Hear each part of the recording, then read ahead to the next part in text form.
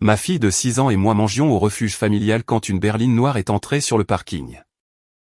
Une vieille dame en est sortie, a regardé à travers la fenêtre et s'est figée. Elle est entrée et a dit « Pourquoi ne vivez-vous pas dans votre maison de Birchwoodland ?» J'ai cligné des yeux. Quelle maison? Je n'ai pas élevé la voix. J'ai passé un coup de téléphone. 3 jours plus tard, je suis entré à la fête d'anniversaire de mes parents et le visage de ma mère est devenu livide. Je m'appelle Serena Mitchell. J'ai 29 ans. Je suis institutrice en CE1 et mère célibataire. Et voici l'histoire de la façon dont mes propres parents m'ont volé ma maison pour encaisser les loyers pendant 2 ans, alors que ma fille et moi dormions sur le lit de camp d'un refuge. Si vous regardez ceci, abonnez-vous et dites-moi d'où vous regardez. Maintenant, laissez-moi vous ramener en janvier dernier. La semaine où j'ai perdu mon appartement, tout ce que je croyais savoir sur ma famille a commencé à se fissurer. La lettre est arrivée un mardi. Je m'en souviens parce que les mardis étaient les jours de bibliothèque de Lily, et elle rentrait avec son sac à dos rempli de livres d'images qu'elle était impatiente de me montrer. Cet après-midi-là, alors qu'elle les étalait sur la table de la cuisine de notre petit appartement de Division Street, je me tenais au comptoir en lisant un préavis de 30 jours pour quitter les lieux. L'immeuble avait été vendu. Nouveau propriétaire, tous les locataires devaient partir avant le 15 février. J'ai lu la lettre 3 fois. Puis je l'ai pliée, glissée dans le dossier en plastique transparent où je rangeais nos documents importants, et je me suis assise à côté de Lily. Lequel en premier ce soir, ai-je demandé. Elle a brandi un livre sur un ours qui construisait une maison dans les bois. Bien sûr, c'était celui-là. Cette nuit-là, après qu'elle se soit endormie, j'ai fait le calcul au dos d'un ticket de caisse. Premier mois, dernier mois, dépôt de garantie, 4 200 € minimum pour n'importe quel logement à Portland qui ne nous éloignerait pas davantage de l'école de Lily. J'avais 1100 € d'économie. Mon dernier chèque de pension alimentaire de Marcus avait été rejeté en octobre, et celui d'avant n'était jamais arrivé. J'ai appelé ma mère. Maman, j'ai besoin d'aide. Juste temporairement. Quelques semaines, le temps de trouver un nouveau logement. Lily et moi pouvons partager une chambre. Diane Mitchell a marqué une pause, celle qu'elle faisait toujours avant de dire non. Assez longue pour commencer à espérer. Chérie, nous n'avons pas la place. Kyle et Brenna séjournent avec nous en ce moment. Tu sais comment c'est. Kyle, mon frère aîné, 33 ans, employé à plein temps dans une entreprise de logistique, avec une femme qui vendait de l'immobilier, logé dans la maison de 4 chambres de mes parents.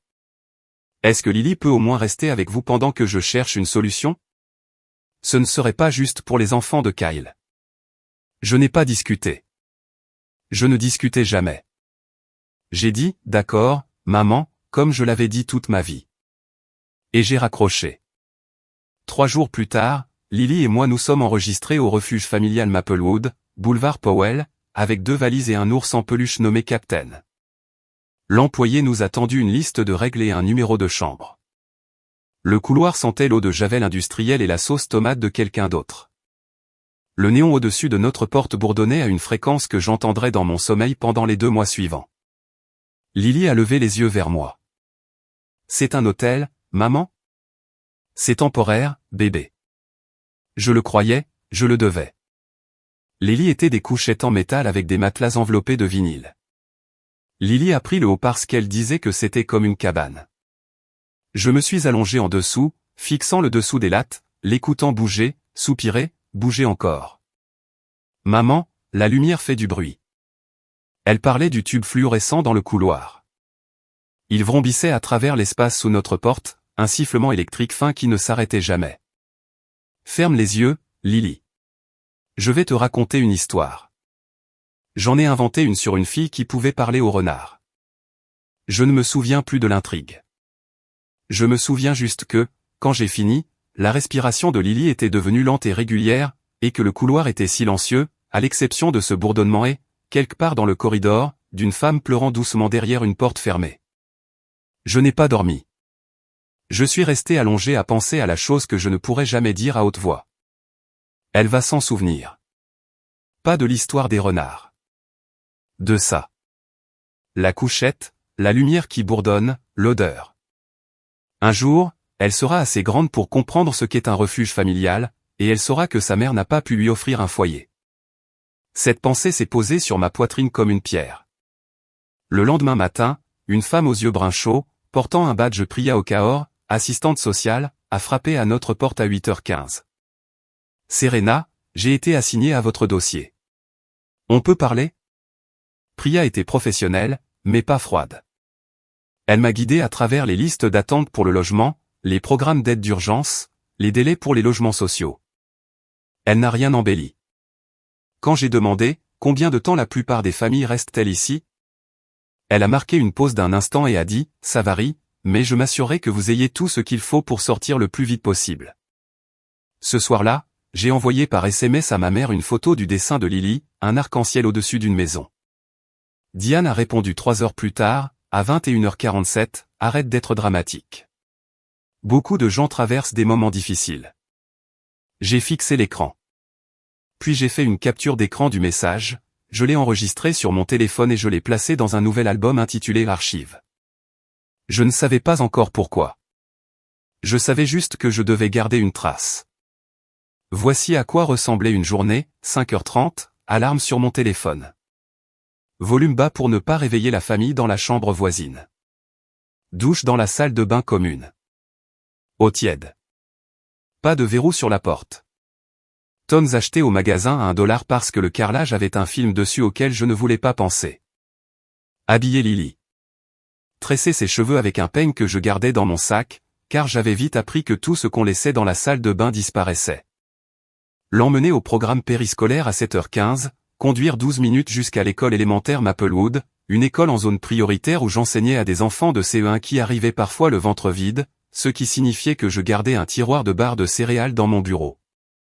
Enseigner toute la journée, récupérer Lily à 16h, de retour au refuge à 17h. Chaque soir, Lily dessinait. Elle dessinait constamment. Le refuge avait un bac de crayons donnés, la plupart cassés, presque tous dans des nuances de marron. Et Lily les utilisait tous. Elle dessinait des fleurs, des chiens, des arcs-en-ciel, mais surtout des maisons. Des maisons avec de grandes fenêtres, des maisons avec des jardins, des maisons avec des arbres et un chemin jusqu'à la porte et de la fumée sortant de la cheminée, même si nous étions en janvier à Portland et que notre dernier appartement n'avait pas de cheminée. Je la regardais dessiner ces maisons, et je sentais quelque chose se briser derrière mes côtes à chaque fois.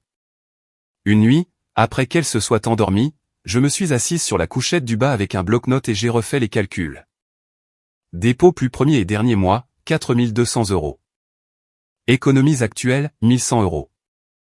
Écart, 3100 € que je n'avais pas. J'ai envoyé un SMS à Kyle. Peux-tu m'aider pour le dépôt? Je te rembourserai dans les 6 mois. Il a répondu le lendemain matin. Désolé, Frangine. On est serré en ce moment. Maman a dit que tu devrais faire une demande d'aide au logement. J'ai posé mon téléphone, ouvert Instagram. La photo la plus récente de Kyle, une Chevy Tahoe argentée toute neuve avec la légende Upgrade Benny. Je n'ai pas répondu à son SMS. J'ai fait une capture d'écran de la publication, je l'ai ajoutée à l'album Archives et je suis allé lire à Lily son histoire du soir. Ma mère est venue au refuge 3 semaines après notre arrivée. Elle a apporté un sac plastique de vêtements usagés des enfants de Kyle, des chemises avec des taches sur les cols, des jeans avec des genoux usés, et un sourire assez large pour que le personnel de l'accueil le voie. Je suis la grand-mère de Lily, a-t-elle dit à la coordinatrice, signant le registre des visiteurs avec sa cursive travaillée. Je voulais juste déposer quelques affaires pour ma petite fille. Elle nous a trouvés dans la salle commune. Lily dessinait. Diane est entrée, bras ouverts, voix au perché. Voilà ma puce. Grand-mère est là. Lily l'a serrée dans ses bras. La coordinatrice a souri depuis l'entrée. J'ai regardé Diane jouer la chaleur comme une femme qui l'avait répété dans la voiture. Quand la coordinatrice est partie, le sourire de Diane s'est crispé. Serena, il faut qu'on parle. Elle s'est assise en face de moi, son sac à main sur les genoux, et a baissé la voix au ton qu'elle utilisait quand elle voulait que je sache qu'elle était sérieuse. J'ai réfléchi. Si cette situation perdure, le refuge, l'instabilité. Je pourrais devoir parler au tribunal de la situation de vie de Lily. Mon sang s'est glacé. Elle parlait de la tutelle supplétive.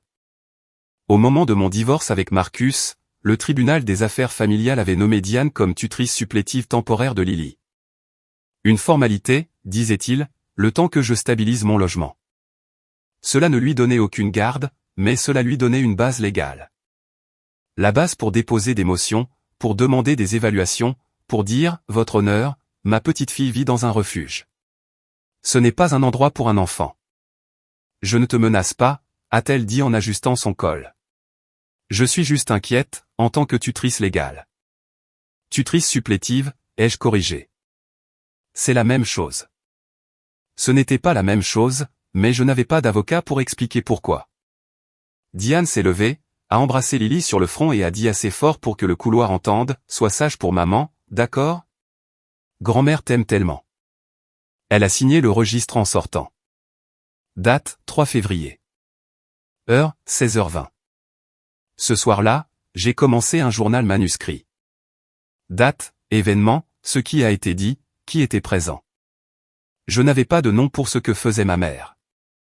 Je savais juste qu'il fallait l'écrire. J'ai trouvé un studio sur Stark Street, 55 mètres carrés, à un pâté de maison d'une ligne de bus. Le propriétaire a dit qu'il le bloquerait 72 heures si je pouvais verser 2000 €. 2000 €. C'était l'écart entre ma fille dessinant des maisons sur le sol d'un refuge et ma fille dormant dans un vrai lit dans une chambre que je pouvais fermer à clé derrière nous. J'ai appelé ma mère une dernière fois. Maman, j'ai trouvé un endroit. J'ai juste besoin de 2000 € pour le dépôt. Je te rembourserai avec mon remboursement d'impôt en mars. C'est dans 6 semaines. Diane a soupiré, ce long soupir théâtral qu'elle perfectionnait depuis que j'avais 12 ans. Serena, ton père et moi vivons avec un revenu fixe. Nous ne les avons tout simplement pas. 2 semaines plus tôt, elle avait accidentellement envoyé une photo dans le groupe de discussion familiale avant de la supprimer. Je l'avais vue avant qu'elle ne disparaisse. Robert appuyé contre un nouveau Ford F-150 dans l'allée, souriant, tenant les clés. Revenu fixe. Maman, je demande un prêt, pas un cadeau. La réponse est non. Et franchement, peut-être que c'est la façon dont Dieu te dit d'être plus responsable. J'ai éloigné le téléphone de mon visage et j'ai pressé mes articulations contre ma bouche. J'ai compté jusqu'à 5, puis je l'ai remis à mon oreille. D'accord, maman. J'ai laissé passer l'appartement. Ce soir-là, Lily m'a tiré la manche pendant que j'écrivais dans mon journal. Maman, quand rentre Théon à la maison? Bientôt, bébé. Je ne savais plus ce que voulait dire bientôt. Le mot était devenu mou et informe, comme quelque chose laissé sous la pluie trop longtemps. Après que Lily se soit endormie, j'ai ouvert le dossier en plastique transparent. Il était épais maintenant. Le préavis de 30 jours de Division Street, les captures d'écran des SMS de Diane, celles de Kyle, l'entrée du registre des visiteurs, mon journal manuscrit, mes fiches de paie, tout cela organisé avec des intercalaires que j'avais pris dans le placard de l'école. Je n'avais aucun plan pour tout ça. J'avais juste un instinct que je ne pouvais pas nommer. Tout garder. J'ai fermé le dossier et je l'ai glissé sous mon matelas. J'ai cru que j'étais à court d'options. J'ai cru que c'était ça ma vie maintenant. Le bourdonnement de la lumière du couloir, le matelas en vinyle, le mot au temporaire se transformant en ciment dans ma bouche. J'avais tort, car 3 jours plus tard, une berline noire est entrée sur le parking du refuge et tout ce que je croyais sur ma famille s'est brisé comme une assiette sur le carrelage. C'était un samedi, en fin d'après-midi. La salle commune sentait la soupe à la tomate en conserve et la laine mouillée du manteau de quelqu'un séchant sur une chaise. Lily et moi étions à notre table habituelle. Elle dessinait. Je faisais semblant de corriger des copies tout en fixant mon solde bancaire sur mon téléphone quand j'ai entendu une porte de voiture se fermer sur le parking. À travers la fenêtre, j'ai vu une Lincoln Town Car noire. Pas le genre de voiture qui s'arrêtait au refuge familial Maplewood. Une vieille dame en est sortie. Cheveux blancs coupés courts. Manteau en cachemire camel. Elle avançait lentement mais avec détermination, la façon dont les gens avancent quand ils ont décidé quelque chose. Elle a atteint l'entrée et a regardé à travers la vitre. Ses yeux ont balayé la salle commune, au-delà du tableau d'affichage avec ses prospectus pour les banques alimentaires et l'aide juridique, au-delà de la rangée de chaises hautes, au-delà de la femme pliant du linge dans le coin, et ils se sont posés sur moi. Elle s'est arrêtée. Je me suis arrêté. Je n'avais pas vu ma grand-mère depuis près de 2 ans. Elle était plus mince que dans mes souvenirs. Ses cheveux étaient plus courts, mais ses yeux, gris bleu perçant, ceux qui ne manquaient rien. Cela n'avait pas changé. Elle est entrée. Elle a traversé la pièce. Elle a regardé Lily, puis moi, puis le lit de camp visible par notre porte ouverte, puis elle m'a regardé. Serena. Sa voix a craqué sur la deuxième syllabe. Que fais-tu ici, grand-mère? Elle s'est assise. Elle a pris mes mains. Les siennes tremblaient. Pourquoi ne vis-tu pas dans ta maison de Birchwoodland? La pièce a basculé. J'ai senti la lumière fluorescente bourdonner au-dessus de nous comme si elle avait rampé dans mon crâne. Quelle maison? Evelyn Hargrove m'a fixé. Je l'ai fixé en retour. Lily a levé les yeux de son dessin et a dit « Salut ». Comme les enfants de 6 ans disent « Salut ». Facile. Non perturbé, comme si le monde ne venait pas juste de se fissurer. Ma grand-mère a plongé la main dans son sac et a sorti son téléphone. Elle a ouvert un PDF et a tourné l'écran vers moi. J'ai vu mon nom. J'ai vu une adresse. J'ai vu les mots trust irrévocable et bénéficiaire, Serena et la Mitchell, et une date d'il y a 2 ans. Un acte de propriété pour une maison à mon nom que je n'avais jamais vu, jamais signé, dont on ne m'avait jamais parlé. Je ne comprends pas, ai-je dit. La mâchoire d'Evelyn s'est contractée. Moi non plus, mais j'ai l'intention de le faire. Priya nous a apporté du café dans des gobelets en carton et a quitté la petite salle de réunion sans qu'on le lui demande. Elle a lu la situation comme le font les bonnes assistantes sociales. Un regard sur mon visage, un sur celui de ma grand-mère, et elle a fermé la porte derrière elle. Evelyn a tenu son gobelet mais n'a pas bu. Après le décès de ton grand-père, a-t-elle dit, j'ai vendu la plupart des propriétés. J'en ai gardé quelques-unes. L'une d'elles était une maison de 3 chambres à Birchwoodland.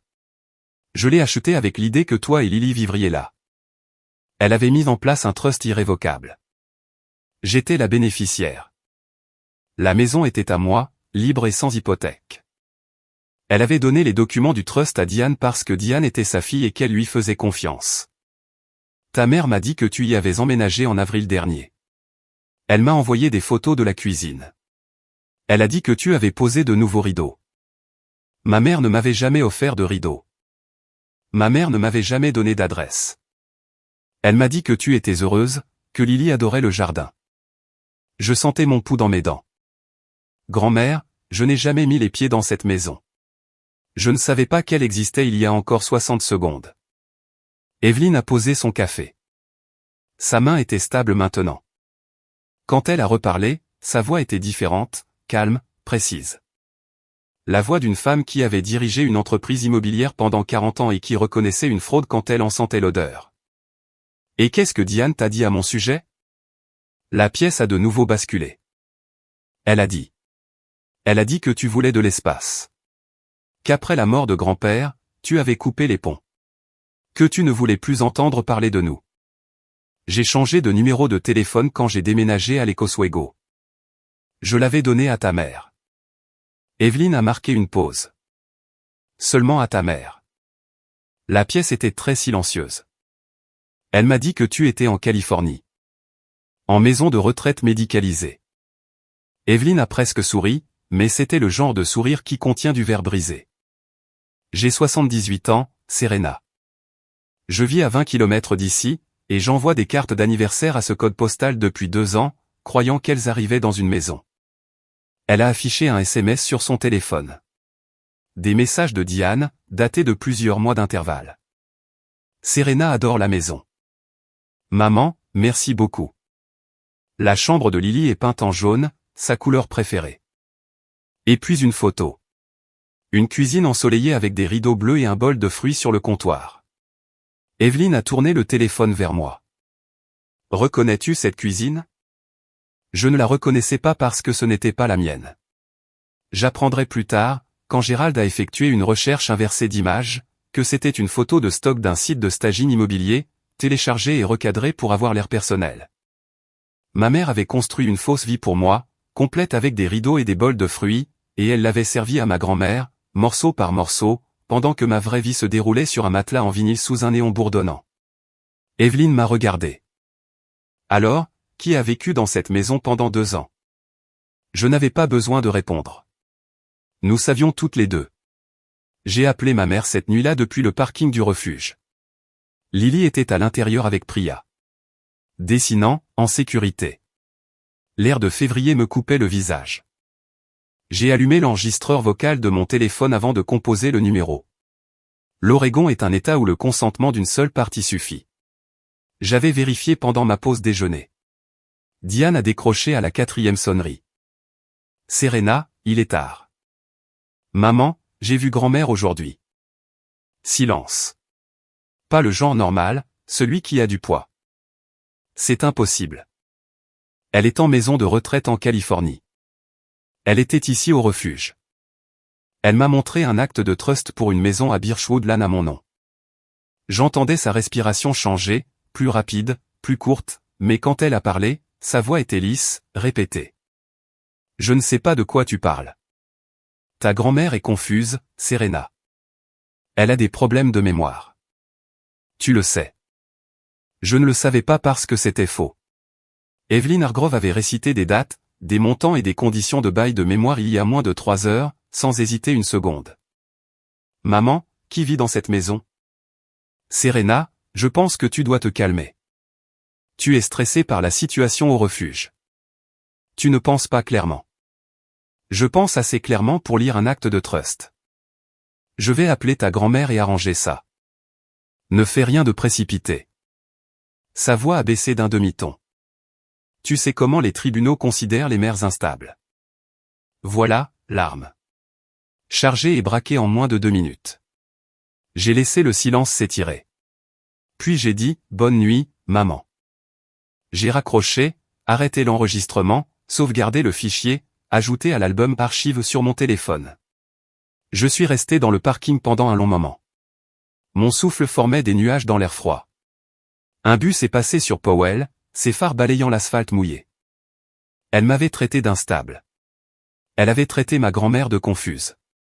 Elle avait une réponse à tout, une réponse fluide, répétée, immédiate, sauf sur l'adresse de cet acte, et cela m'a tout dit. Je suis rentré à l'intérieur, j'ai vérifié Lily, déjà endormie. Captain niché sous son menton, et j'ai ouvert mon journal. J'ai écrit une ligne, elle sait. Elle n'est pas confuse. Elle n'est pas désolée. Elle a peur. Et pour la première fois depuis que j'étais entré dans ce refuge, ce n'était pas moi qui avais peur. Je suis resté allongé dans le noir cette nuit-là, écoutant Lily respirer au-dessus de moi, rejouant cet appel dans ma tête. Ma mère n'a pas bégayé. Elle n'a pas hésité. Elle n'a même pas demandé si Lily allait bien. Elle a juste nié, avec la fluidité de quelqu'un qui s'y exerce depuis longtemps. Et je n'arrêtais pas de penser, combien de fois a-t-elle fait ça? Combien de fois l'ai-je cru sans poser de questions? Avez-vous déjà eu ce moment où la personne en qui vous aviez le plus confiance se révèle être celle qui a menti le plus longtemps? Dites-le moi dans les commentaires. Je veux savoir que je ne suis pas la seule. Je ne pouvais pas dormir, alors j'ai fait ce que je fais toujours quand mon cerveau ne veut pas se taire. Je suis revenu en arrière. J'ai pensé au camp d'été. Kyle y allait chaque année. Quant à Muck, celui avec le parcours de corde et le lac. Je restais à la maison et j'aidais Diane à nettoyer la maison parce que quelqu'un doit le faire, Serena, et Kyle a besoin de cette expérience. J'avais 9 ans. J'ai pensé à la voiture. Kyle a eu une Honda d'occasion pour ses 18 ans. Quand j'ai eu 18 ans, Diane a dit, trouve un boulot, chérie. C'est ça le vrai cadeau. J'ai ri parce que je pensais qu'elle plaisantait. Elle ne plaisantait pas. J'ai pensé à l'université. J'ai été accepté à l'Oregon State avec une bourse partielle. Diane a dit, es-tu sûr de pouvoir payer le reste? Kyle a abandonné le cursus après la moitié de son 2e semestre. Diane a dit, il se cherche. J'ai pensé à mon mariage. Petit jardin payé par Marcus et moi. Diane n'a rien contribué parce qu'ils économisaient pour le mariage de Kyle. Kyle n'était pas fiancé. Il ne voyait personne. Sérieusement. J'ai pensé à mon divorce. J'ai appelé Diane 3 jours après le départ de Marcus, lui demandant si elle pouvait m'aider pour les honoraires de l'avocat. Tu dois gérer ça toute seule, Serena. On ne peut pas continuer à te sauver. Elle ne m'avait jamais sauvé, pas une fois. Quand Kyle a divorcé de sa première femme 2 ans plus tôt, Diane a payé son avocat en intégralité. 2400 €. Je le sais parce qu'elle l'a dit à toute la famille à Thanksgiving, en présentant ça comme un sacrifice. Allongé sur ce lit de refuge, j'ai enfin vu le schéma pour ce qu'il était. Ce n'était jamais une question d'argent. Ce n'était jamais une question de place. Il y avait toujours de l'argent pour Kyle. Il y avait toujours de la place pour Kyle. La réponse n'était non que lorsque j'étais celle qui demandait.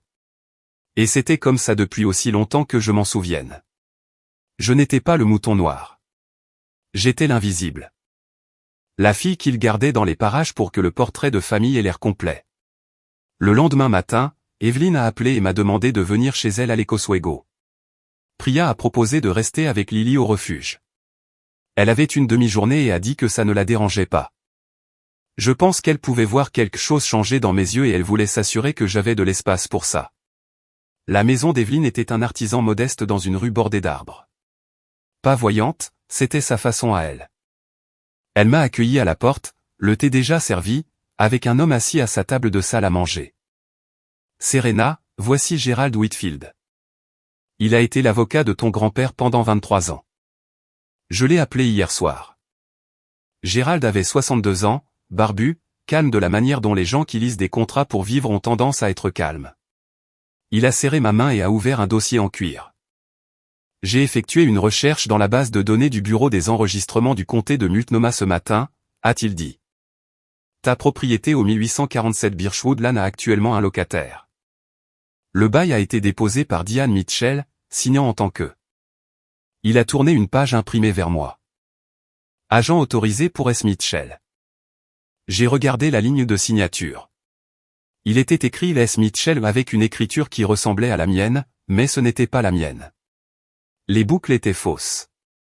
Le S majuscule penchait trop à droite. Elle avait imité ma signature. Il semble que oui. Gerald a glissé une autre page sur la table. Un tableau qu'il avait préparé à partir des dossiers du comté et de la banque. Loyer mensuel perçu, 2200 €. Durée, 24 mois. J'ai fait le calcul avant qu'il ne le dise. 52 800 €, a dit Gerald, déposé sur un compte détenu conjointement par Diane et Robert Mitchell. Aucun centime transféré à toi. Aucun déclaré au trust. Evelyne a posé sa tasse de thé. Elle n'a pas pleuré. Elle n'a pas élevé la voix. Mais ses yeux gris bleu perçants, sont devenus durs d'une manière que je n'avais jamais vue. Ma propre fille, a-t-elle dit doucement. Voler une enfant de 6 ans. Je fixais le chiffre. 52 800 €. C'était le dépôt pour l'appartement que j'avais perdu. C'était 2 ans de stabilité que je n'avais jamais eu. C'était des vêtements pour Lily qui n'étaient pas des haillons avec des taches sur les cols. C'était chaque nuit où je restais éveillé sur un matelas en vinyle à faire des calculs au dos d'un ticket, à manquer de tout. Tout cela sur le compte de Diane. Chaque centime. Gerald a fermé le dossier. Il y a plus, a-t-il dit. J'ai levé les yeux. Elle a également contracté une marge de crédit hypothécaire sur la propriété à ton nom. La pièce est devenue très immobile. Gerald l'a expliqué comme on explique une plaie. Avec soin, mais sans faire semblant que ça ne saignait pas. Une marge de crédit hypothécaire, 35 000 €, ouverte il y a 14 mois en utilisant des documents falsifiés. Mon nom, mon numéro de sécurité sociale, ma signature supposée. La demande listait mon métier comme gestionnaire immobilier, ce que je n'étais pas, et mon adresse comme le 1847 Birchwood Lane, où je n'avais jamais vécu. Où est allé l'argent? Ai-je demandé. Gerald a tourné à la page suivante. Relevé bancaire, pas les miens. Compte chèque joint de Diane et Robert. Il avait surligné les retraits en jaune. 12 000 € pour un entrepreneur en rénovation. La rénovation de la cuisine de Diane et Robert, celle dont elle avait posté des photos sur Facebook l'été dernier, avec la légende « Enfin ma cuisine de rêve ». Béni. 8 000 € pour Visa. Dette de carte de crédit. 5 000 € chez un concessionnaire Ford. Acompte sur le F-150 de Robert. Et 10 000 €, un virement unique daté du 14 juin sur un compte appartenant à Kyle Mitchell. Le même mois où Kyle a posté la nouvelle Tao sur Instagram. Le même mois où Kyle m'a envoyé un SMS, désolé, frangine. On est serré en ce moment. Ça fait 87 800 € au total, a dit Gérald. Loyer plus le retrait de la marge de crédit, pris sur ta propriété sans ton consentement ou ta connaissance.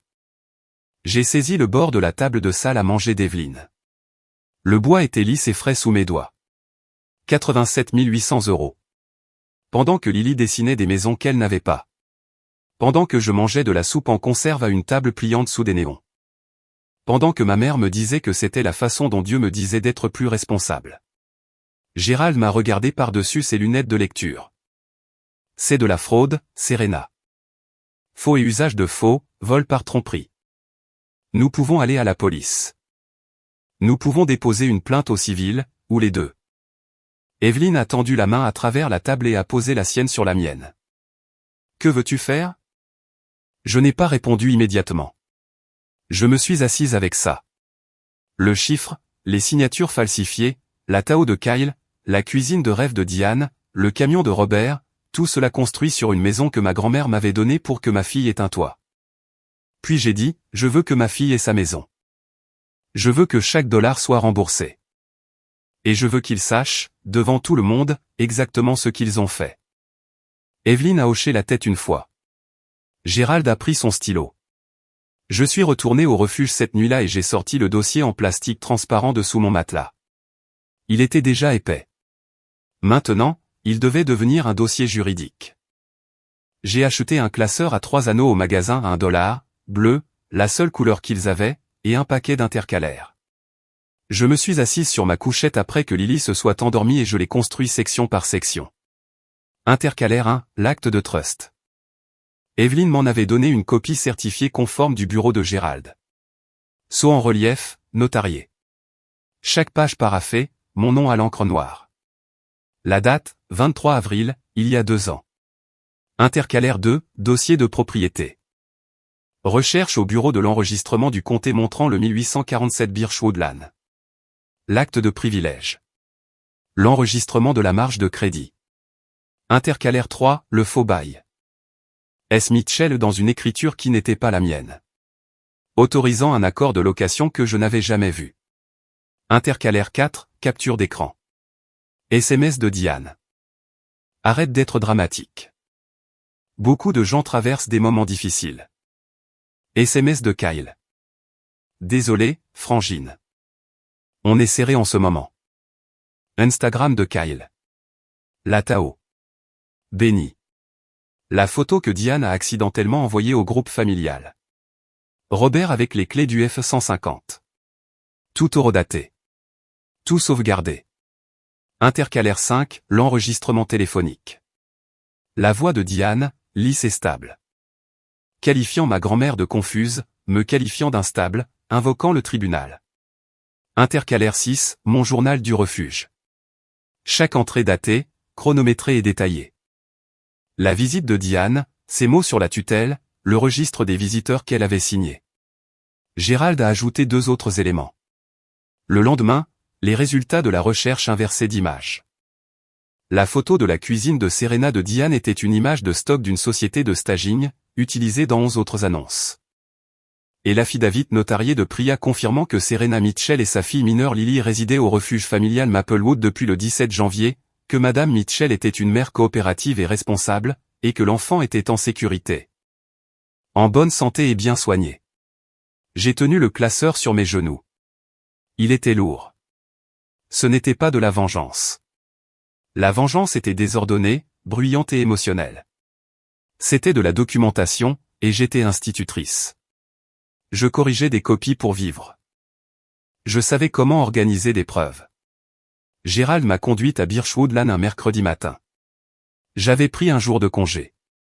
J'avais dit au secrétariat que j'avais un rendez-vous, ce qui était techniquement vrai. La rue était calme, résidentielle. Des bouleaux bordaient les 2 côtés, encore nus à cause de l'hiver, mais commençant déjà à montrer le plus léger vert aux pointes. Les maisons étaient de vieux modèles d'artisans, porches couverts, toits en pente, le genre de quartier où les gens laissent les poussettes sur les marches avant parce qu'ils se sentent assez en sécurité. Le 1847 avait une clôture en piquet blanc, un petit jardin avant avec des jasmins d'hiver commençant à fleurir le long de l'allée, des volets bleus, une lumière de Porsche qui était encore allumée même s'il était 10 heures du matin. Gérald a frappé. Une jeune femme a ouvert la porte.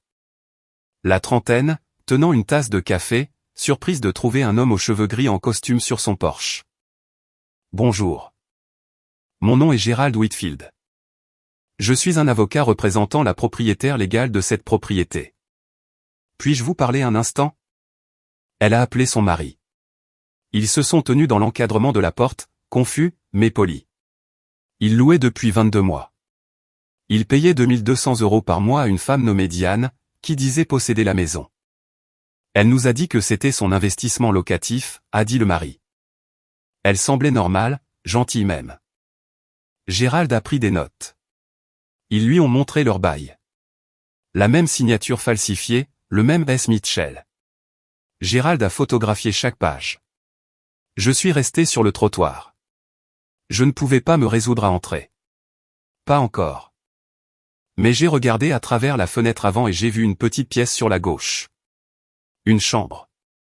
Vide, à l'exception d'étagères intégrées sous la fenêtre. Cette pièce avait la bonne taille pour un lit simple, une table de dessin et une bibliothèque. C'était la chambre que j'avais imaginée pour Lily chaque nuit pendant 2 ans sans savoir qu'elle existait. Dans le jardin, visible à travers la clôture, il y avait une balançoire faite d'un pneu accroché à un chêne. Le locataire a dit qu'elle était là quand ils ont emménagé.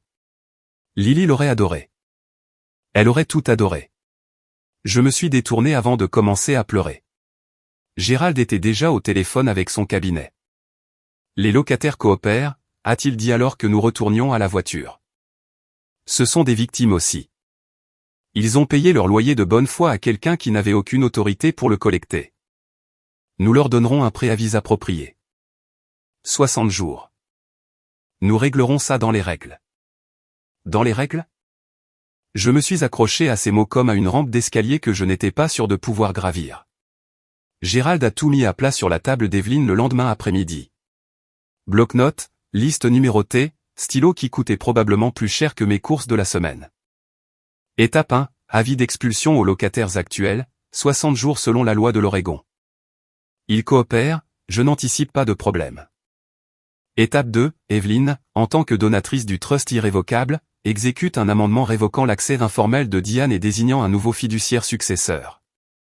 Je recommande ma propre personne par intérim. Étape 3, nous déposons une plainte pour fraude auprès du bureau du procureur du comté de Multnomah. Faux et usage de faux au premier degré, vol par tromperie, usurpation d'identité liée à la demande de marge de crédit. Étape 4, poursuite civile pour restitution. Récupération intégrale de 87 800 € en fonds détournés plus les frais. Il a levé les yeux. Des questions? Oui, ai-je dit. Tout ça, mais il y a une chose de plus. Evelyne, qui écoutait avec les mains croisées sur ses genoux, m'a regardé et a dit, la fête. Le samedi suivant était le 35e anniversaire de mariage de Diane et Robert. Les invitations étaient parties depuis des semaines. Papier cartonné, lettres dorées. Diane avait réservé le traiteur elle-même. Toute la famille élargie serait là. Cousins, tantes, oncles, amis de l'église, voisins. 30 personnes, peut-être plus. 30 personnes qui avaient passé des années à entendre la version de Diane sur moi, la fille en difficulté, la reine du drame, celle qui n'appréciait jamais ses parents. 30 personnes qui avaient hoché la tête avec compassion quand Diane disait « J'ai tout fait pour cette fille ». Elle avait passé des années à construire cette histoire. Je veux que chaque personne dans cette pièce entende la vraie, ai-je dit, non pas parce que je veux l'embarrasser, mais parce que je suis fatigué qu'on me demande pourquoi je n'apprécie jamais mes parents. Gérald a réfléchi. Je peux préparer une lettre de mise en demeure formelle, un résumé des constatations, un avis de poursuite judiciaire, les conditions de restitution dans une enveloppe certifiée. Tu pourrais la remettre lors de l'événement. Remise en main propre, ai-je dit, devant elle. Evelyne a regardé Gérald. Gérald m'a regardé. Ce sera prêt pour vendredi, a-t-il dit. Evelyne a tendu la main à travers la table et a serré la mienne. Je m'assurerai que nous soyons toutes les deux invitées. Avant toute autre chose, je devais retirer la chaîne que ma mère avait enroulée autour de ma gorge. Gérald a déposé une motion pour mettre fin à la tutelle supplétive lundi matin. Les motifs étaient propres. J'avais un emploi stable. J'avais une résidence vérifiée en 30. Le 1847 Birchwood Land documenté dans le Trust. J'avais un réseau de soutien incluant Evelyn et la tutrice supplétive actuelle. Diane avait une enquête pour fraude active créant un conflit d'intérêts disqualifiant. L'affidavit de Priya a été inclus dans le dossier. Ainsi qu'une lettre du conseiller d'orientation de Lily confirmant une présence régulière et un développement normal. Ainsi que mes fiches de paie. Ainsi que le dossier du refuge montrant une coopération constante et une parentalité responsable. L'audience était jeudi. Diane n'avait pas été prévenue à l'avance. Gérald a déposé sous procédure accélérée, citant le conflit d'intérêts. Sans opposition, le juge a examiné le dossier en chambre. Je corrigeais des tests d'orthographe en salle des professeurs pendant ma pause déjeuner quand l'email est arrivé. Ordonnance mettant fin à la tutelle supplétive. Numéro de dossier 24 FG 1127. La garde légale et physique exclusive de l'enfant mineur LM est par la présente restituée à la requérante Serena E. Mitchell, effective immédiatement. Je l'ai lu une fois, 2 fois, 3 fois. Puis j'ai posé ma tête sur la table entre une pile de feuilles de CE1 et une tasse de café froid, et j'ai pleuré silencieusement. Il y avait des professeurs dans la pièce voisine, mais les larmes ont coulé sur mes poignets et sur le formica. Pendant plus d'1 an, j'avais marché sur des œufs autour de ma mère parce qu'elle tenait cette tutelle comme une grenade. Tu sais comment les tribunaux considèrent les mères instables. Chaque fois que je pensais à répliquer, j'entendais cette voix. Pas cette fois. Je me suis essuyé le visage avant que la sonnerie ne retentisse, je me suis lavé les mains dans les toilettes du personnel, je suis retourné dans ma classe. Et j'ai enseigné la division longue à 22 enfants de 7 ans. Ce soir-là, Gérald m'a envoyé la version finale de la lettre certifiée, 4 pages. Résumé de la fraude, demande de restitution, avis de procédure judiciaire. Imprimé sur papier à en-tête ferme, scellé dans une enveloppe blanche estampillée en rouge. Courrier certifié. Je l'ai tenue entre mes mains. Elle ne pesait presque rien. Elle allait peser beaucoup plus lourd samedi. Evelyn est venue au refuge vendredi. Elle a signé le registre des visiteurs de la même manière que Diane. Seulement cette fois, la visite était réelle. Lily était timide au début. Elle s'est cachée derrière ma jambe et a jeté un coup d'œil, comme elle le faisait avec les étrangers, ce qu'Evelyn était en quelque sorte. La dernière fois qu'elles avaient été dans la même pièce, Lily avait à peine 4 ans. Evelyn n'a pas forcé. Elle s'est assise à la table de la salle commune, a posé son sac à main sur le sol et a sorti une boîte, en bois, polie avec un loquet en laiton. Elle l'a ouverte. 48 crayons de couleur. Pas des crayons de cire. Des crayons. Le genre avec un pigment riche et doux qui ne cassait pas quand on appuyait trop fort. Chacun taillé avec une pointe parfaite. J'ai entendu dire que tu aimais dessiner, a dit Evelyn en posant la boîte sur la table entre elles. Tu peux me montrer ? Les yeux de Lily se sont agrandis.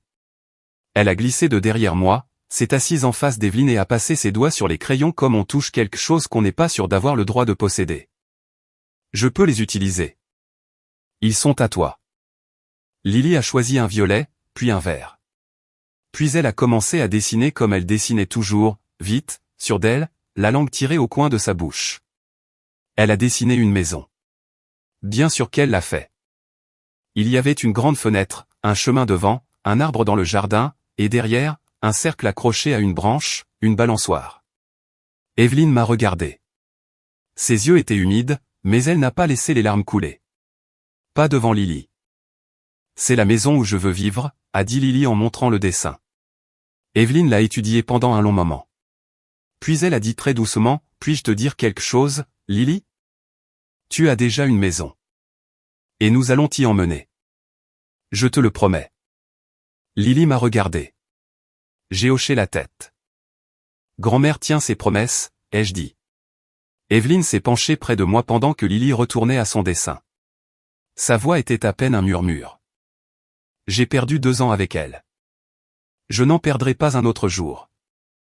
J'ai plié soigneusement le dessin de Lily et je l'ai mis dans le classeur bleu derrière le dernier intercalaire.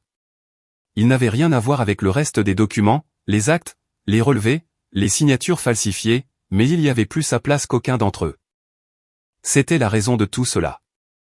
Samedi matin, le jour de la fête. Lily a fait la grasse matinée. J'étais réveillé depuis 4 heures. Je suis resté assise sur le bord de ma couchette dans l'obscurité gris-bleu et j'ai passé le classeur en revue une dernière fois, intercalaire par intercalaire. Ordonnance du tribunal, vérifiée. Lettre certifiée, vérifiée. Acte de trust, vérifié. Capture d'écran imprimée à la bibliothèque, 4 par page, vérifié.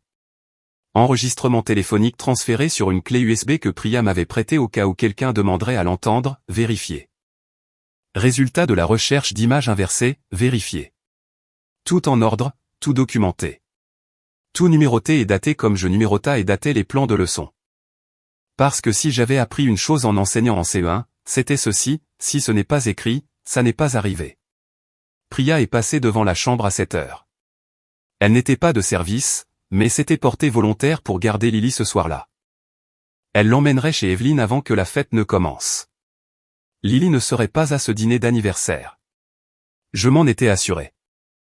Ça va ? A demandé Priya depuis l'encadrement. Je suis terrifié.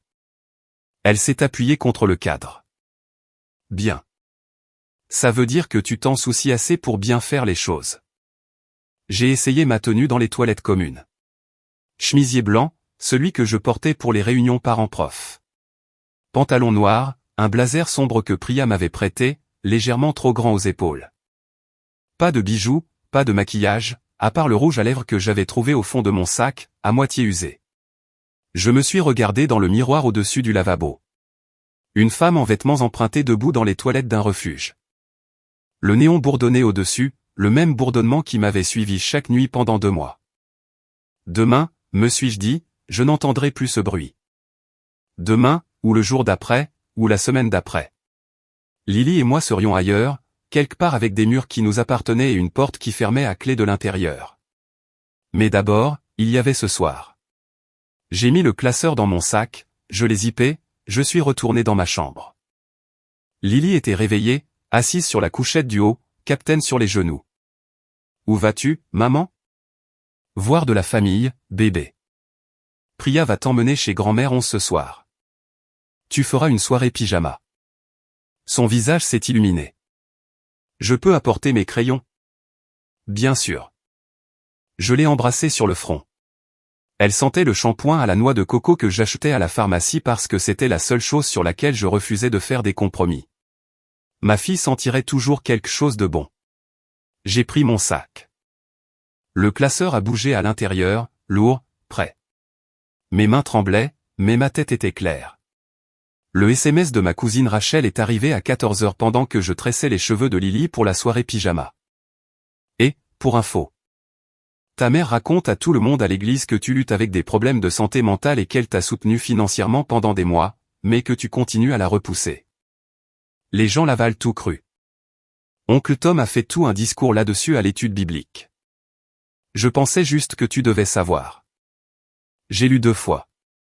Puis j'ai posé mon téléphone et j'ai fini la tresse. Je n'étais pas surprise. C'était le manuel de jeu de Diane, la frappe préventive. Au moment où j'entrerais dans cette fête, 30 personnes croiraient déjà que j'étais ingrate, instable et probablement sous influence. Diane me serrait dans ses bras devant eux, et ils penseraient qu'elle était une sainte de m'avoir invité. Je l'avais regardé faire ça toute ma vie. La seule différence était que cette fois, je connaissais le script à l'avance. J'ai répondu à Rachel, je ne la crois pas, soit dit en passant, avait-elle ajouté. Quelque chose a toujours semblé bizarre. Est-ce que tu vas bien ? Je vais bien, ai-je écrit. Viens-tu à la fête ce soir ? Oui, d'accord. Garde ton téléphone chargé.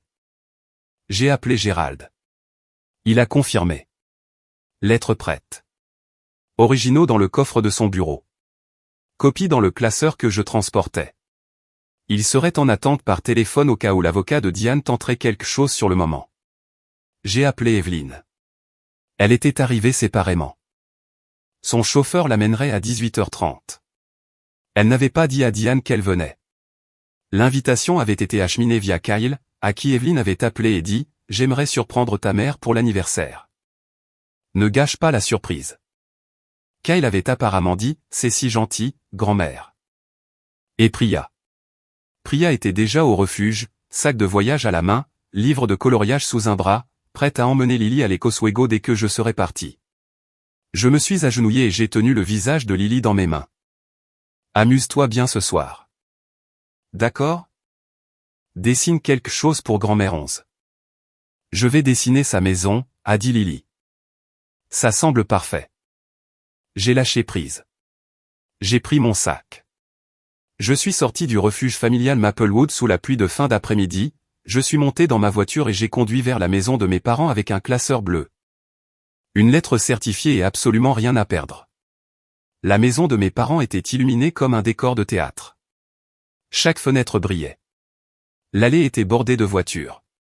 À travers la baie vitrée avant, je pouvais voir des gens circuler avec des assiettes et des verres. Tante, oncle, cousin, amis de l'église. La bannière d'anniversaire était accrochée au mur du salon en cursive dorée, joyeux 35e, Diane et Robert. Je suis resté dans ma voiture pendant 90 secondes, j'ai compté mes respirations, j'ai senti le poids du sac sur le siège passager. Puis je suis sorti. La porte d'entrée était ouverte. Je suis entré et l'odeur m'a frappé en premier, lasagne traiteur, pain à l'ail, le gâteau au citron signature de Diane qu'elle préparait toujours pour les événements où elle voulait que les gens disent qu'elle était merveilleuse. 30 visages se sont tournés. J'ai senti le déplacement, la façon dont une pièce se recalibre quand la personne dont il discutait entre. Je l'ai vu dans les micro-expressions. Pitié chez tante Marie. Inconfort chez oncle Tom. Un sourire crispé de la femme de Kyle, Brenna, qui a immédiatement regardé ses chaussures. Ces gens avaient été briefés.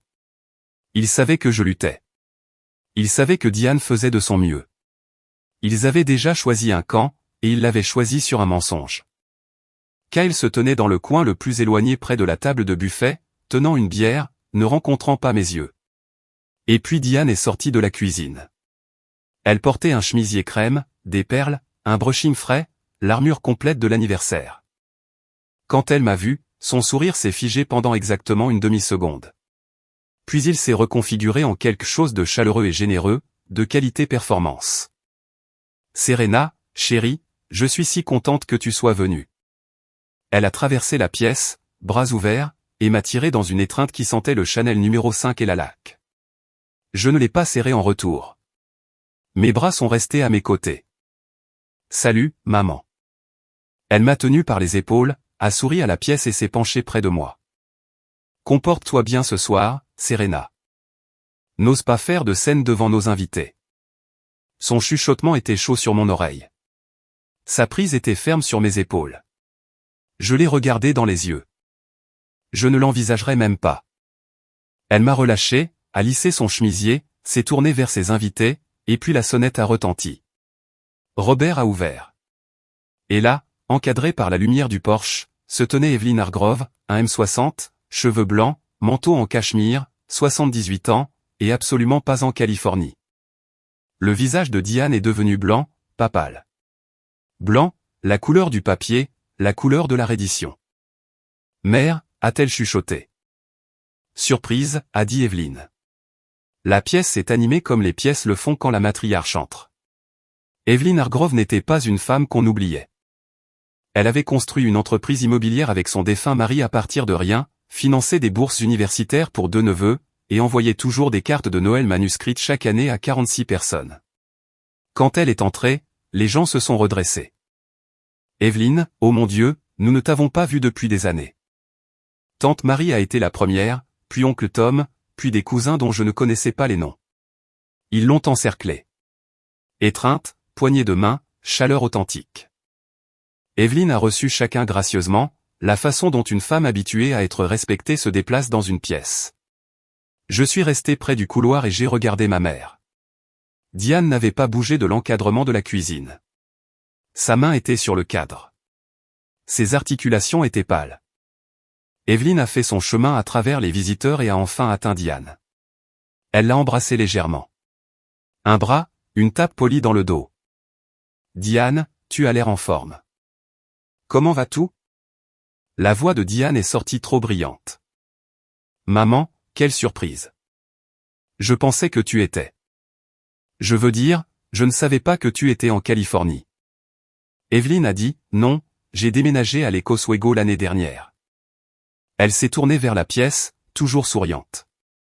Diane ne vous l'a pas dit? Plusieurs personnes ont regardé Diane. Diane a ri, un son court et sec. J'ai dû oublier d'en parler. Evelyne a accepté un verre d'eau de Robert, qui semblait préférer tenir une pelle pour s'enterrer vivant. Elle s'est installée dans un fauteuil près de la table de buffet, et la pièce s'est installée autour d'elle. Puis, avec le ton de quelqu'un faisant une conversation plaisante, Evelyne a dit, « Alors, est-ce que l'un de vous a été à la maison de Serena à Birchwood-Lan? Celle que je lui ai donnée. » La pièce est devenue silencieuse. Pas dramatique. Silencieuse. Silencieuse et confuse. Le genre de silence où les gens se regardent pour confirmer qu'ils ont entendu ce qu'ils viennent d'entendre. Diane a traversé la pièce rapidement. « Maman, ne parlons pas d'immobilier maintenant. C'est une fête. » Evelyne a pris une gorgée de son eau. « Bien sûr, j'ai juste supposé que tout le monde savait. Je l'ai achetée pour Serena et Lily il y a 2 ans. Une maison de 3 chambres, une rue charmante. » Elle m'a regardé à travers la pièce. « Serena, en as-tu profité ?» Chaque paire d'yeux dans la pièce a pivoté vers moi, puis vers Diane, puis retour vers moi. Je n'ai rien dit. Je n'avais pas besoin de le faire. Le silence faisait mon travail pour moi. Le cou de Diane est devenu rouge depuis le col de son chemisier crème, se propageant vers le haut comme une tache. Le murmure a commencé. Bas, incertain. Les gens ont regardé Diane pour une explication. Diane a ouvert la bouche, mais je me suis levé avant qu'elle ne puisse remplir l'espace avec un autre mensonge. Puisque grand-mère en a parlé, ai-je dit, je pense que tout le monde dans cette pièce mérite la vérité. Ma voix était stable. Je ne sais pas comment parce que mon pouls martelait si fort que je pouvais le sentir au bout de mes doigts. Mais j'avais passé 2 mois à avaler le silence dans un refuge, et j'en avais fini. Je n'ai jamais mis les pieds dans cette maison. Je ne savais pas qu'elle existait il y a 1 semaine. Le murmure s'est arrêté. Diane a fait un pas en avant.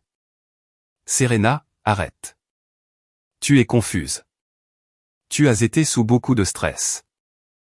Je ne suis pas confuse, maman. J'ai gardé mes yeux sur la pièce, pas sur elle. J'ai découvert la maison parce que grand-mère est entrée dans le refuge familial où Lily et moi vivons depuis 2 mois. 30 visages, 30 expressions figées. La main de tante Marie est montée à sa bouche. La mâchoire d'oncle Tom est réellement tombée. J'avais pensé que c'était une figure de style jusqu'à ce que je vois ça arriver. Une femme du groupe de l'église de Diane a dit, un refuge? Le refuge familial Maplewood, ai-je dit, sur le boulevard Powell. Lily et moi y sommes depuis le 17 janvier. Lit superposé, salle de bain commune, soupe en conserve pour le dîner. J'ai laissé ça reposer, pendant que la maison que grand-mère a achetée pour nous, celle qu'elle a donnée à maman pour nous la remettre, a été louée par maman pendant 2 ans. Robert s'est levé du canapé. Ça suffit, Serena. Je l'ai regardé.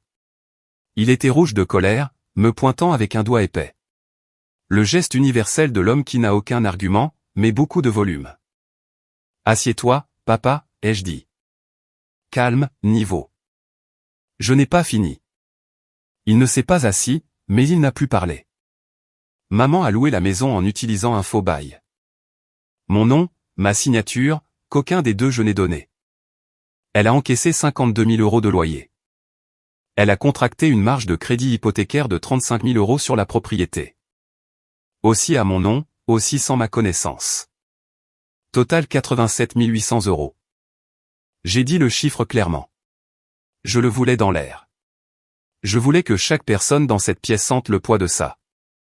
Tout cela déposé sur le compte joint de maman et papa pendant que ma fille dessinait des maisons qu'elle n'avait pas sur le sol d'un refuge pour sans-abri. Personne n'a bougé. Personne n'a respiré. La bannière d'anniversaire était suspendue derrière la tête de Diane comme un accessoire dans une pièce qui avait terriblement mal tourné. La voix de Diane est sortie haute et fracturée. C'est un mensonge. Mère. Mère, dis-leur qu'elle ment. Evelyne a posé son verre d'eau. J'aimerais qu'elle mente. J'ai plongé la main dans mon sac. La pièce était si silencieuse. Je pouvais entendre la lasagne traiteur bouillir dans son plateau sur le buffet. Quelque part derrière moi, un téléphone a bourdonné une fois et s'est arrêté. Rachel, j'allais la prendre plus tard, déjà en train d'envoyer un SMS à sa sœur, vous devez m'appeler tout de suite. J'ai sorti l'enveloppe, blanche, légalisée. Le tampon rouge courrier certifié sur le devant était brillant sous la lumière. Ceci, ai-je dit, est une lettre de mise en demeure formelle préparée par Gerald Whitfield, avocat à la cour, au nom de moi-même et du Hargrove Family Trust. Je l'ai posée sur la table entre le gâteau au citron et un vase de tulipes d'épicerie. Elle contient une copie certifiée de l'acte de trust me nommant seul bénéficiaire du 1847 Birchwood Lane. Une copie du contrat de location que tu as signé en utilisant un faux de ma signature. Les relevés bancaires montrant 52 800 € de loyer déposé sur ton compte chèque sur 24 mois. Les relevés de marge de crédit montrant 35 000 € tirés sur ma propriété en utilisant des documents frauduleux. Je les ai cochés comme je lisais une rubrique à mes élèves de CE1. Calme, clair, sans gaspillage d'émotions. Et un avis qu'une plainte pour fraude a été déposée auprès du bureau du procureur du comté de Multnomah. Diane a fixé l'enveloppe. Elle ne l'a pas touchée. Ses mains étaient à ses côtés, doigts recroquevillés, tremblants. La bouche de Robert était ouverte, mais rien ne sortait. J'ai plongé la main dans le sac une dernière fois et j'ai sorti une seule feuille de papier. Il y a aussi ceci. Je l'ai tenu levée. Une ordonnance du tribunal émise jeudi dernier mettant fin à ta tutelle supplétive de Lily.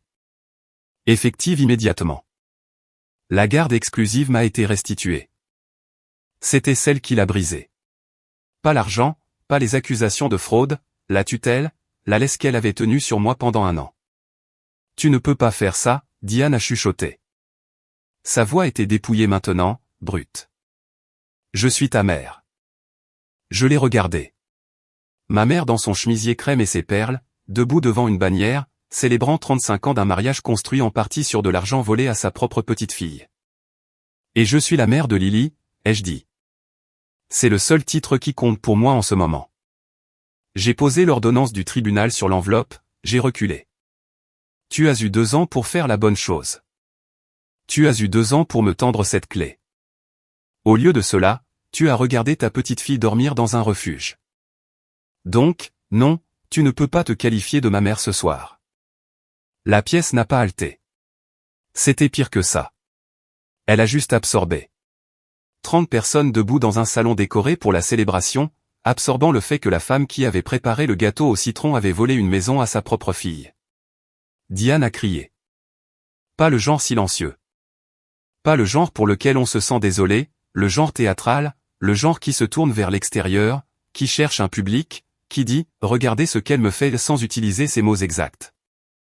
Elle a pressé ses 2 mains contre sa poitrine et s'est tournée vers la pièce. Vous voyez ?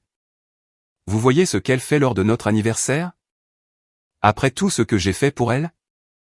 Je l'ai élevée. J'ai tout sacrifié. Elle a regardé tante Marie. Marie n'a pas bougé. Elle a regardé oncle Tom. Tom a regardé le sol. Robert s'est placé devant Diane comme un bouclier. Cette famille s'effondre à cause de toi, Serena. Tu as toujours dû tout ramener à toi. Je n'ai pas répondu. Je me suis tourné vers Rachel qui se tenait près de la bibliothèque avec son téléphone à la main et j'ai dit, « Ra, ça te dérange de les lire à haute voix ?» J'ai tendu mon téléphone ouvert sur l'album de capture d'écran. Rachel a regardé en bas. Ses yeux ont bougé sur l'écran. Puis elle a lu clairement, régulièrement, la façon dont quelqu'un lit un témoignage. SMS de Diane Mitchell, 24 janvier, 21h47, arrête d'être dramatique. Beaucoup de gens traversent des moments difficiles. La pièce a tressailli. SMS de Diane Mitchell, 1er février, 11h12, la réponse est non. Et franchement, peut-être que c'est la façon dont Dieu te dit d'être plus responsable. Diane s'est précipitée en avant. C'est hors contexte. SMS de Kyle Mitchell, 28 janvier, 8h03, désolé, Frangine. On est serré en ce moment. Maman a dit que tu devrais faire une demande d'aide au logement. Rachel a baissé le téléphone et a regardé sa tante. Étiez-vous serré, tante Diane ? Parce que ces relevés de marge de crédit disent qu'il y avait 35 000 € sur ton compte quand tu as dit à Serena que tu ne pouvais pas épargner 2 000 €. Diane s'est tournée vers Evelyne. Les larmes étaient réelles maintenant, mais elles n'étaient pas le bon genre. Pas de remords, pas de honte. Les larmes de quelqu'un qui regarde son histoire s'effondrer en temps réel. Mère, s'il te plaît. Je peux tout expliquer. C'était un malentendu. Evelyne n'a pas élevé la voix. Elle n'en avait pas besoin. Un malentendu ne vient pas avec une signature falsifiée. Diane, le gâteau au citron est resté intact sur la table. Les tulipes penchaient sur le côté dans leur vase, et ma mère se tenait au milieu de sa propre fête d'anniversaire, entourée de 30 personnes qui ne pouvaient plus la regarder dans les yeux. Rachel ne l'a pas lâchée. Elle s'est tournée vers le coin de la pièce où Kyle se tenait toute la soirée, silencieux, buvant la même bière. « Kyle, a-t-elle dit, tu savais ça ?» Chaque tête s'est tournée. Le visage de Kyle était rouge. Pas rouge de colère. Rouge d'être pris. Il a transféré son poids et a dit d'une voix qui essayait très fort de sonner désinvolte, « Je ne connaissais pas les détails.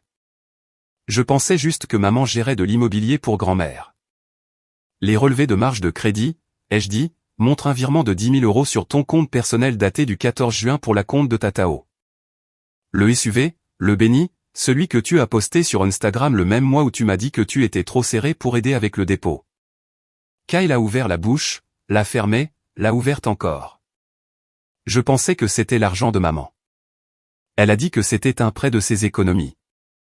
Ce n'était pas son argent, a dit Evelyne depuis son fauteuil.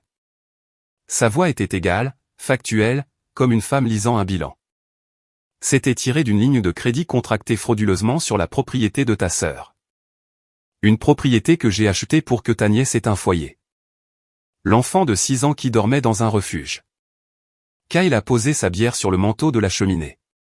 Il ne l'a plus ramassée. Oncle Tom a parlé pour la première fois depuis le début. Sa voix était épaisse. Diane, je me suis porté garant pour toi. J'ai dit aux gens dans cette pièce, dans cette famille, que Serena était le problème. Qu'elle était ingrate. Que tu faisais de ton mieux. Il a marqué une pause.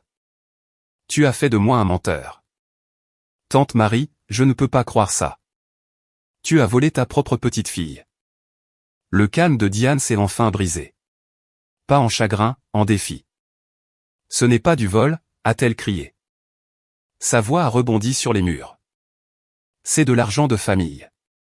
Mère me l'a donné, et je l'ai géré comme je l'entendais. Je l'ai donné à Serena, a dit Evelyne. Calme. Absolu. Je n'ai jamais, en 78 ans, eu aussi honte de mon propre enfant. La pièce a tenu cette phrase comme une respiration retenue. Diane a regardé les 30 visages qui lui avaient souri quand elle a coupé le gâteau, qui avait trinqué à son mariage, qu'il avait cru pendant des années, et n'a trouvé rien. Pas de sympathie, pas de secours, personne pour qui jouer. Elle s'est tournée et est allée dans le couloir vers la salle de bain. Robert a suivi, la porte s'est fermée. La bannière d'anniversaire était accrochée de travers au-dessus de la table de buffet vide, un coin tombant où le ruban avait abandonné. Personne ne l'a réparé. J'ai quitté la fête avant que quiconque ne commence à nettoyer. J'ai conduit jusqu'à la maison d'Evelyne, j'ai récupéré une Lily endormie dans la chambre d'amis, je l'ai portée à la voiture et je l'ai bouclée avec Captain coincé entre elle et la ceinture de sécurité. Elle ne s'est pas réveillée. Sur la route vers le refuge, le dernier trajet, me suis-je dit, vraiment le dernier. Mon téléphone a bourdonné 2 fois. Gérald confirmant que la lettre avait été remise en main propre avec Rachel et Tom comme témoins et Priya envoyant une photo d'un dessin que Lily avait fait chez Evelyne. Une maison avec une porte jaune et 3 personnages devant. J'ai sauvegardé les 2. La semaine suivante, Gérald a fait ce que Gérald fait. Il a fait bouger du papier. Lundi, poursuite civile déposée devant la cour de circuit du comté de Multnomah.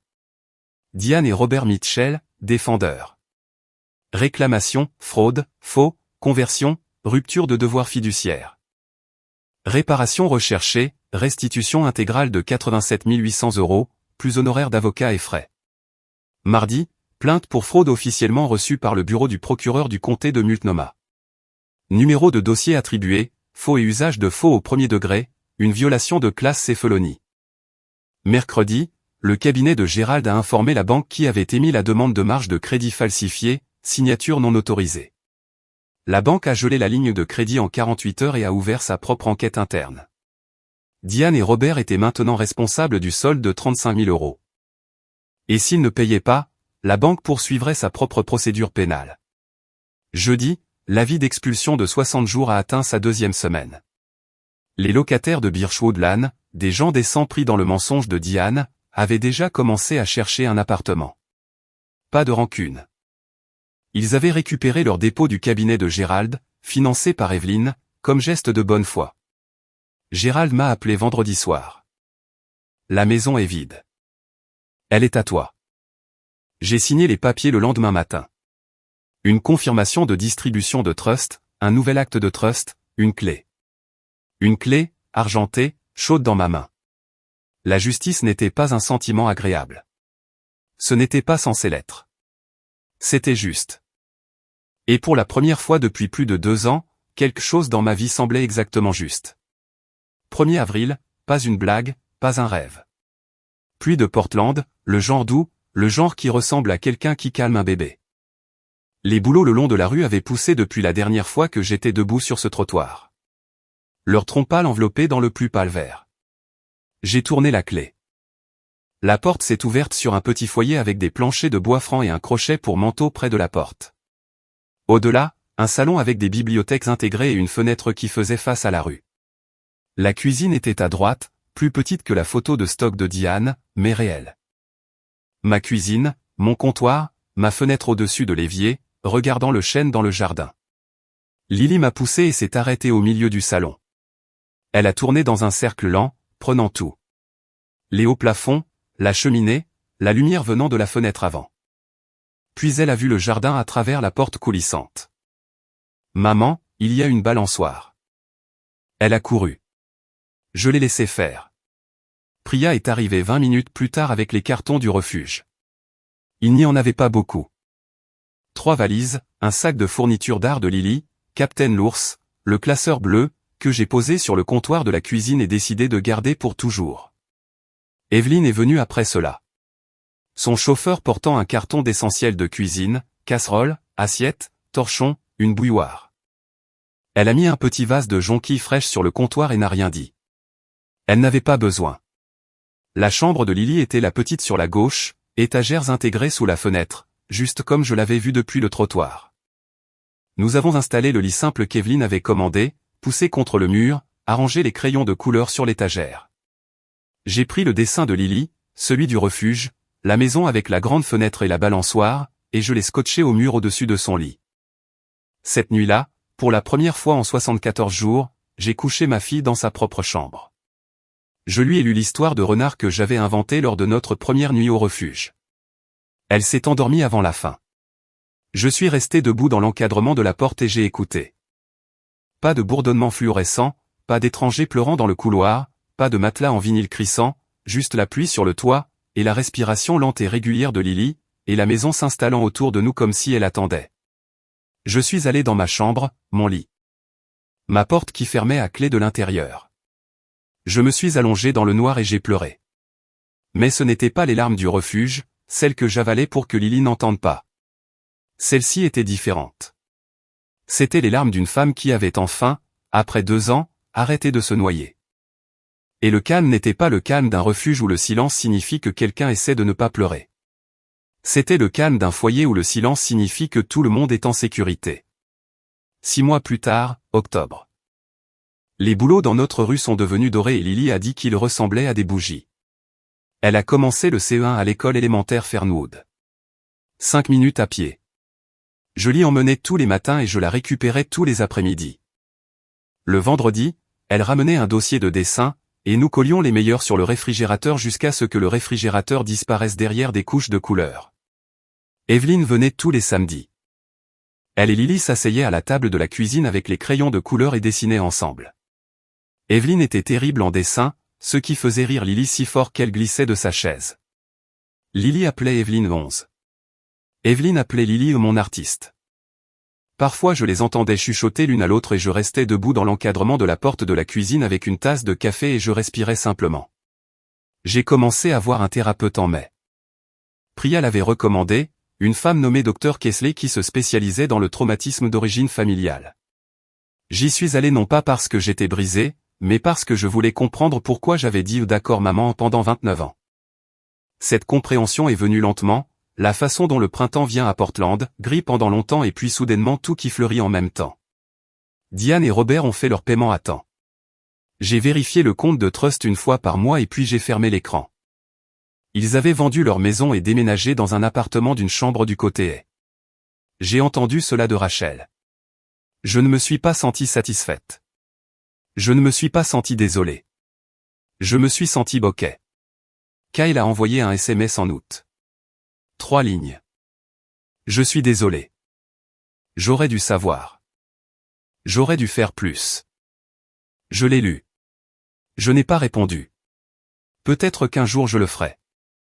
Peut-être que je ne le ferai pas. C'était mon choix maintenant. Un soir en octobre, Lily dessinait à la table pendant que je corrigeais des copies. Elle a posé son crayon et a levé les yeux. Maman, pourquoi n'avons-nous pas toujours vécu ici? J'ai posé mon stylo. J'ai réfléchi. Vraiment réfléchi. La façon dont on le fait quand un enfant vous pose une question qui mérite plus qu'un réflexe. Parce que parfois ça prend du temps de trouver le chemin de la maison, bébé. Mais on est ici maintenant, et on reste. Elle a hoché la tête, satisfaite. Et retournée à son dessin. J'ai regardé par-dessus son épaule. C'était la maison encore. Notre maison, mais cette fois il y avait 3 personnages debout devant. Une grande, une petite, et derrière eux, une plus courte avec des cheveux blancs et un grand sourire. J'ai regardé ce dessin pendant un long moment. Puis j'ai souri. Le genre de sourire qui ne pèse rien. Je pensais autrefois que protéger ma fille signifiait maintenir la paix. Avaler le mot au nom, dire d'accord maman et raccrocher et croiser les mains et attendre que quelqu'un remarque que je me noyais. Maintenant je sais. Protéger signifie s'assurer qu'elle n'ait jamais à se demander si elle mérite un foyer. Elle le mérite. Elle l'a toujours mérité. Et maintenant elle en a un. Et c'est là que mon histoire se termine et où notre nouvelle vie commence. Si quelque chose dans cette histoire est resté avec vous, si vous avez déjà dû choisir entre maintenir la paix et protéger votre enfant, je veux que vous sachiez que vous n'êtes pas seul. Et se choisir soi-même n'est pas égoïste. C'est la chose la plus courageuse que vous ferez jamais. Merci d'être resté jusqu'à la fin. Abonnez-vous si ce n'est pas déjà fait et laissez un commentaire. Qu'auriez-vous fait à cette fête? Il y a une autre histoire qui vous attend dans la description. On se voit là-bas.